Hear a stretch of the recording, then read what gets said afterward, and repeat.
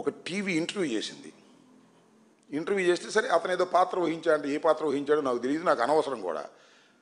ఎవరు నీ ఇష్టమైన పొలిటీషియన్ అంటే నా hero, super hero Jaganmohan Reddy అని చెప్పాడు. చూసారా మీరు? చూడపోతే చూడండి. అంటే ఎందుకయ్యా నీకు జగన్మోహన్ రెడ్డి అంటే ఇష్టం అంటే, స్కూళ్ళు బాగు చేశాడండి, చదువులు బాగు చేశాడండి అని చెప్పాడు. తర్వాత దాన్ని ఏదో తిమ్మిని బొమ్మిని చేసి మళ్ళీ అతని చేత ఏదో చెప్పించుకోవడానికి ప్రయత్నం చేశాను. నేను చెప్పదలుచుకున్నటువంటి అంశం ఏమిటంటే, నువ్వు పిల్లల్ని ఎంత ట్రైనింగ్ చేసినా వారి గుండెల్లో జగన్మోహన్ రెడ్డి ఉన్నాడు. ఎందుకో తెలుసా? విద్యాలయాలని బాగు చేసినటువంటి వ్యక్తి, ఇంగ్లీష్ మీడియంను తీసుకొచ్చినటువంటి వ్యక్తి, ప్రతి వ్యక్తికి, ప్రతి పిల్లవాడికి విద్య కావాలని భావించినటువంటి వ్యక్తి, అమ్మఒడిని తీసుకొచ్చి ప్రవేశపెట్టినటువంటి వ్యక్తి. అందువల్ల విద్యార్థుల హృదయాలలో ఆ నోట విని ఆయన సూపర్ హీరోగా భావించారు.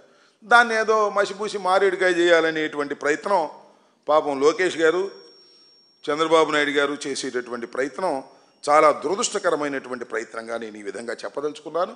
అంతే.